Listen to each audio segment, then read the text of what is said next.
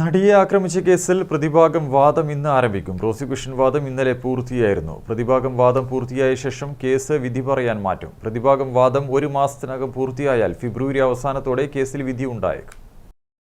കൊച്ചിയിൽ നടിയെ ആക്രമിച്ച കേസിലെ വിചാരണ നടപടികൾ അവസാന ഘട്ടത്തിൽ. കേസിലെ പ്രോസിക്യൂഷൻ വാദം പൂർത്തിയായി.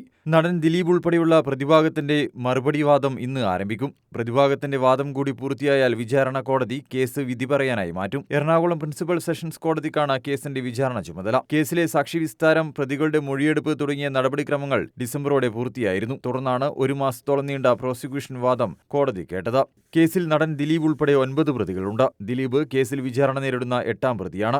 ബലാത്സംഗ ഗൂഢാലോചന കേസിലാണ് ദിലീപ് പ്രതി ചേർക്കപ്പെട്ടത്. കൊട്ടേഷന്റെ ഭാഗമായി ബലാത്സംഗ കുറ്റകൃത്യം നടപ്പാക്കിയ പൾസർ സുനിയാണ് കേസിലെ 1ാം പ്രതി. കേസിലെ പ്രതിപട്ടികയിൽ നിന്ന് 2 പ്രതികളെ ഒഴിവാക്കിയിട്ടുണ്ട്.